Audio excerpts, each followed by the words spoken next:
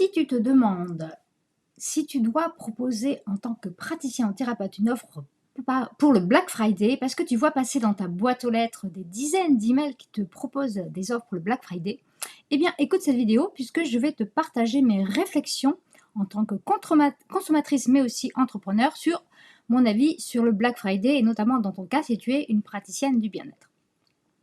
Si tu ne me connais pas encore, je suis Carole, je suis la fondatrice de Mon Marketing Holistique et ma mission, c'est d'aller aider les praticiennes du bien-être et les thérapeutes à être visibles et ça passe par la création d'un site internet ou d'un message qui soit aligné et qui leur permette d'attirer des clients qui leur correspondent et leur permettent de vivre de leur activité.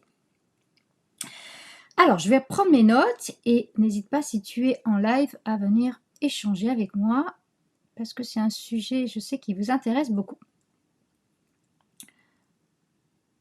Bonjour Valérie, je suis en live aussi sur Instagram en même temps.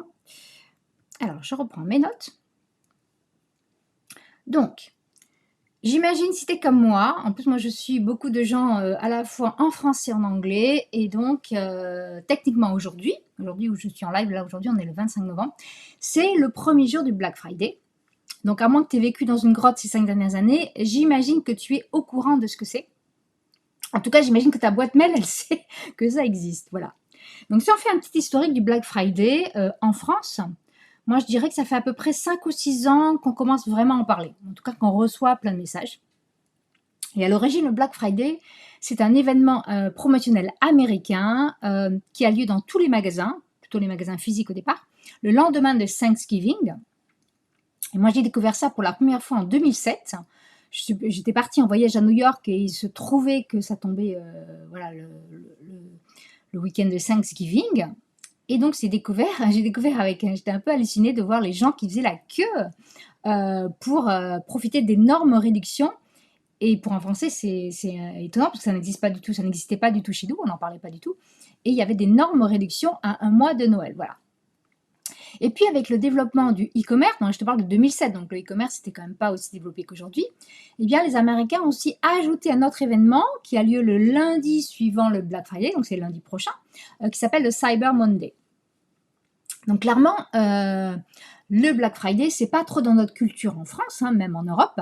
C'est un peu comme Thanksgiving ou Halloween, c'est un truc qu'on a importé des États-Unis et je vais te donner mon avis, moi je trouve qu'ils essaient aussi de nous l'imposer en France ces dernières années. Voilà. Maintenant que j'ai fait ce petit débrief historique, je vais te donner mon avis, que tu n'es absolument pas obligé de suivre, voilà, c'est mon avis en tant que personne et en tant qu'entrepreneur, sur le Black Friday.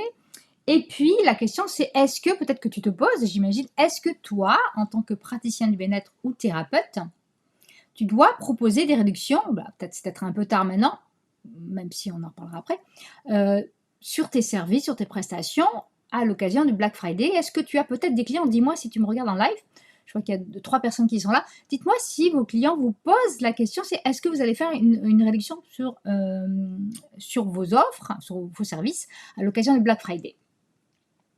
Parce que je constate, en tout cas, c'est que beaucoup d'entreprises qui ne pratiquaient pas de réduction pour le Black Friday l'année dernière, elles s'y sont mises parce que, et elles le disaient elles-mêmes dans leur newsletter, elles ont eu beaucoup de demandes, elles ont la pression des consommateurs là-dessus. Donc moi, ce que je n'aime pas dans le Black Friday, donc déjà, j'en ai parlé avant, ce que j'aime pas, c'est qu'on essaie de nous imposer un truc qui n'est pas dans notre culture. En tout cas, moi, c'est comme ça que je le ressens, c'est comme pour Halloween, voilà. On a déjà les soldes 2 fois par an. Est-ce qu'on a vraiment besoin du Black Friday en plus? Bon, voilà. Je ne vais pas forcément répondre, après, c'est mon avis à moi. Tu n'es pas obligé de le suivre, de le partager, je veux dire. Est-ce que ça me dérange? Ce qui me dérange le plus, alors il y a quelqu'un qui me dit non, pas du tout, mais je ne sais pas à quoi tu réponds. Et je ne vois pas ton prénom, je ne vois pas ton profil. Donc ce qui me dérange le plus, surtout en tant que consommatrice plus engagée, c'est que ça pousse à la surconsommation. C'est comme pour les soldes, donc ça va inciter les gens à acheter des choses dont ils n'avaient pas besoin. Voilà. Donc si tu vas faire un tour sur Amazon à ce moment-là, tu vois qu'il y a des offres dans tous les sens. Voilà. Et ça va surtout créer chez ton client potentiel une attente, une pression à baisser les prix sur cet événement, puisque tout le monde le fait. Et ce que je vois, c'est qu'il y a des entrepreneurs, effectivement, ou des entreprises, comme je le disais tout à l'heure, qui ne le faisaient pas, qui s'y sont mises. Donc évidemment, je pense que le contexte actuel ils poussent puisque, ben, voilà, il y a, la situation économique qu'on connaît qui va, jouer là-dessus, qu'il y a peut-être plus de gens qui cherchent à acheter à moindre prix. Et il y a aussi, pas mal de personnes qui vont, puisque c'est un mois de Noël, qui vont attendre les offres du Black Friday pour faire leurs achats de Noël, et pourquoi pas dans ces cas-là.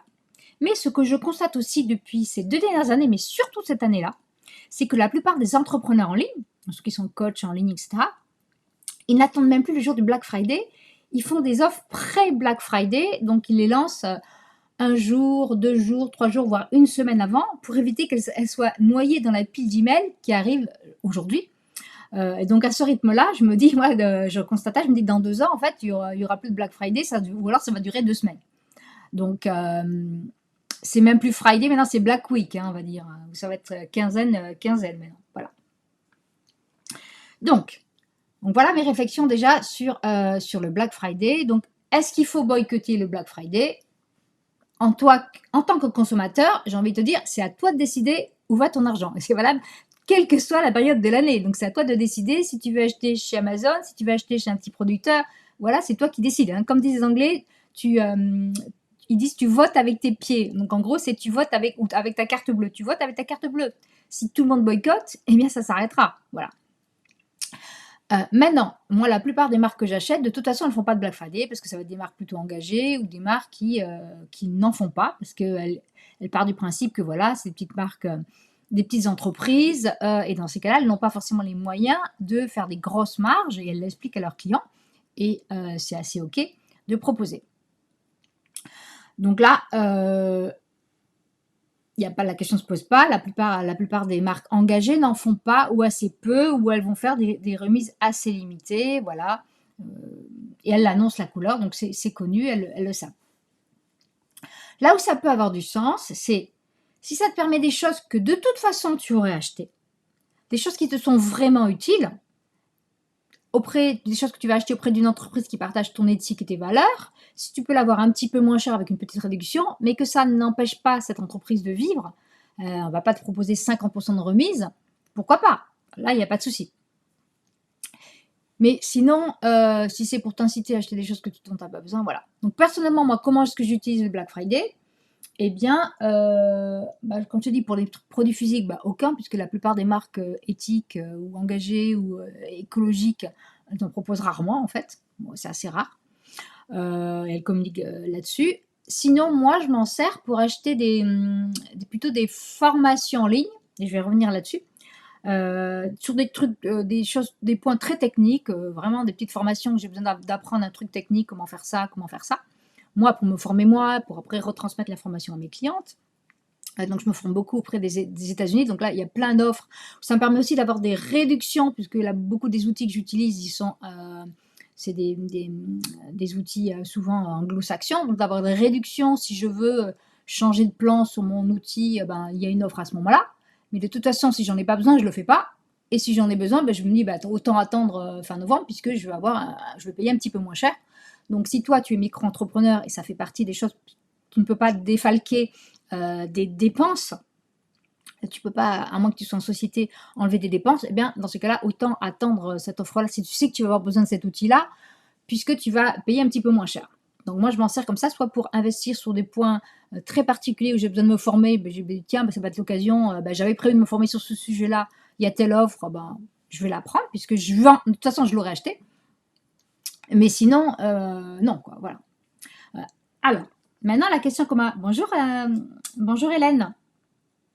Mais Hélène, toi qui es bilingue, tu dois aussi avoir un avis sur le Black Friday, parce que en Angleterre, ils le font un peu plus que chez nous, puisque ils sont un peu plus proches de la culture américaine. Mais moi, quand j'habitais en Angleterre il y a 20 ans, il n'y avait pas le Black Friday non plus. Alors, la question en tant que praticien du bien-être, en tant que thérapeute, que tu te poses peut-être, ou peut-être que tes clients t'ont posé la question, est-ce que tu dois proposer une offre le Black Friday? Alors déjà, première réponse, je vais te dire, c'est ton business, c'est ton activité, donc tu fais ce que tu veux, hein, première chose. Mais si tu souhaites le faire, je vais vraiment t'inciter, bonjour Karine, je vais vraiment t'inciter à réfléchir avant de le faire avec ta casquette de chef d'entreprise. Donc déjà, en tant que petite entreprise, parce que si tu es une micro-entreprise ou une société, tu es quand même une petite entreprise, tu n'as probablement pas une équipe de 10 personnes avec toi, hein, tu dois regarder ta marge.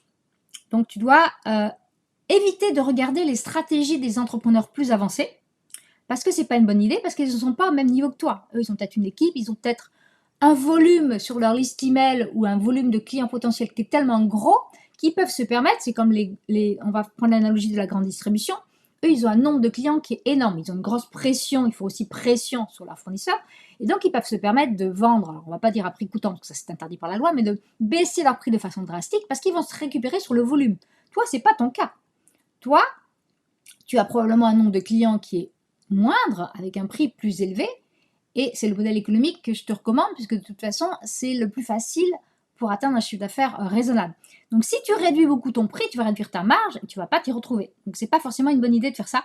Et je dirais que ce n'est jamais une bonne idée, d'ailleurs, de suivre les entrepreneurs, d'essayer d'appliquer les stratégies des entrepreneurs avancés, puisqu'ils n'en sont pas au même point que toi. Donc, ce qui marche pour eux ne va pas forcément marcher pour toi. C'est un exemple. Donc Hélène, tu me dis, en effet, ça reste très récent, cette explosion mondiale du concept Black Friday. En France, ouais, c'est récent, ouais, effectivement. Ouais.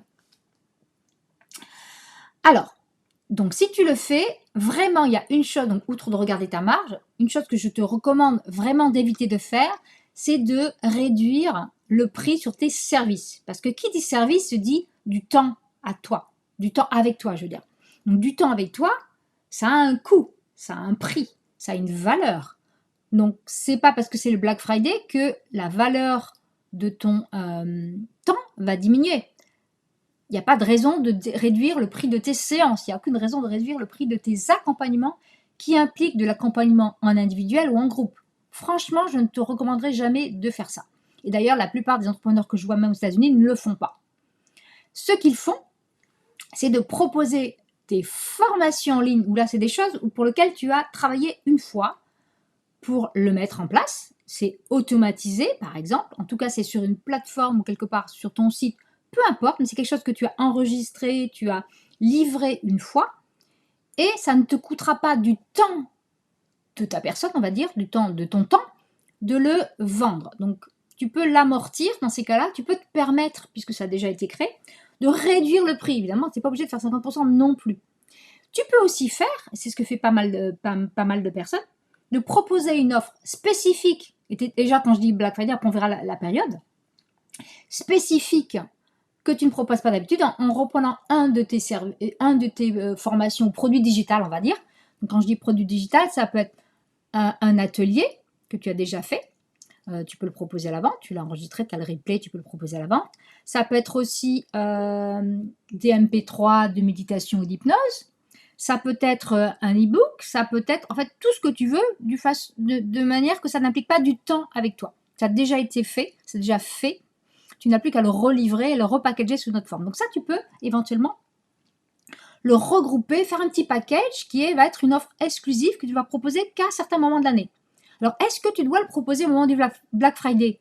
Pas forcément. Tu n'es pas obligé de te caler sur cette date-là. D'ailleurs, moi, personnellement, je ne me suis pas calée sur cette date-là. De toute façon, même si j'avais voulu, avec ce qui arrivait à ma main, c'était mort. Mais je propose de temps en temps des offres spéciales à certains moments de l'année, mais je ne les planifie pas forcément à l'avance. Et quand je ressens l'intuition, je me dis, bah, tiens, j'ai envie là maintenant, je vais suivre mon envie de proposer ça, et je vais packager quelque chose. Donc, tu peux très bien décider, soit à l'occasion du Black Friday, soit à n'importe quel moment de l'année, de faire une promotion en proposant quelque chose qui est spécifique qu'on peut acheter qu'à ce moment-là de l'année. Donc, ça sera exclusif pour tes clients. Donc, ils auront intérêt à acheter maintenant parce qu'après, ben, tu le sais pas sur ton site, c'est pas disponible. Donc, pourquoi pas? Donc, ça peut être une solution qui va te faire rentrer un petit peu d'argent de trésorerie et ça marche très, très bien. Donc, je t'invite à réfléchir à qu'est-ce que tu pourrais proposer qui n'est pas du temps avec toi à ta communauté, que ce soit un atelier, enfin, qu'est-ce que tu peux proposer pour faire entrer un petit peu de trésorerie à un prix réduit ou quelque chose que tu n'y proposes pas d'habitude. Ben, je t'invite à brainstormer là-dessus pour voir qu'est-ce que tu peux proposer. Donc moi, qu'est-ce que je vais faire? Donc comme je te disais, je n'ai pas prévu d'offre de Black Friday, parce que c'est aujourd'hui le Black Friday, donc c'est mort, ni d'ici lundi. Ce que j'ai prévu de faire probablement, mais je n'ai pas encore fixé de date puisque je ne me mets pas la pression ni à moi ni à mon équipe. Donc probablement d'ici, on va dire le mois de décembre, je proposerai, comme je te dis, un un package, quelque chose, moi je vais plutôt travailler sur l'idée de quelque chose d'innovant que je vais proposer qu'à cette période-là. Pour période, ce ne sera pas Black Friday, donc ce sera probablement en décembre. Pour les personnes qui veulent avancer sur la communication sur leur site, je vais probablement faire un petit package. Il n'est pas encore fait, donc je ne peux pas t'en dire plus que ça, mais voilà, je vais m'appliquer moi-même. Ce que je te recommande, c'est de faire cette stratégie de packager deux formations en ligne, programmes que je propose, ou des bouts de programmes que je propose, voilà, à un prix réduit. Voilà. Et ça, si tu veux profiter de ces offres spéciales, je t'invite, si tu ne sais pas encore ton cas, à rejoindre ma newsletter. Je te mettrai, donc si tu me regardes sur Instagram, tu as un lien en bio où il y a un bouton après pour rejoindre ma newsletter, une offre spéciale. Et si tu me regardes dans mon groupe Facebook, ben, a priori, tu dois faire partie de ma newsletter. Sinon, demande-moi, je te donnerai le lien pour le rejoindre. Et sur YouTube, il y aura le lien sous la vidéo. Donc voilà, ben, n'hésite pas à me partager tes pistes de réflexion sur ta stratégie de Black Friday. Est-ce que tu en as une? Est-ce que tu n'en as pas? Est-ce que ça te parle de créer des offres spécifiques, quelle que soit la période, en prenant des produits digitaux? Est-ce que tu as déjà créé des produits digitaux, que ce soit des ateliers, que ce soit peut-être des MP3, etc. Sache que c'est très facile à faire rapidement hein, si tu connais les bons outils, donc n'hésite pas à me demander. Ben voilà, n'hésite pas à venir échanger avec moi. Sur ce, je vais répondre à une question de... Alors, je n'ai pas ton prénom qui me dit je n'ai pas d'offre digitale prête. J'ai pensé proposer un atelier d'1 heure de découverte offert que je vais enregistrer et peut-être proposer ensuite comme cadeau. Eh bien oui, pourquoi pas, tu peux proposer ça. Si c'est un atelier offert, tu peux en plus le proposer comme cadeau. Mais alors, un cadeau, ce n'est pas une offre, une promotion. Moi, je te parle de quelque chose que tu vas vendre, pas quelque chose que tu vas offrir comme cadeau. C'est une bonne stratégie, mais on n'est pas du tout dans la même démarche. Moi, je te propose de mettre un prix dessus. Tu peux aussi proposer quelque chose que tu as offert gratuitement et mettre un petit prix dessus, le proposer comme une offre spéciale pendant quelques temps. Je t'invite à mettre un délai puisque l'être humain est fait de telle manière, je n'arrive plus à parler, que si tu ne mets pas de deadline, il se dira toujours oui, je le ferai demain, et on procrastine, on procrastine, on procrastine. Alors que s'il y a une date de début, une date de fin, eh bien tu sais que si ça t'intéresse, eh bien tu le prends. Et sinon, ben voilà. Donc voilà Mireille, est-ce que j'ai répondu à ta question? Je ne sais pas si c'est Mireille, non je pense que ce ne soit pas Mireille qui est dans mon programme de groupe, puisque normalement toi ton visuel s'affiche.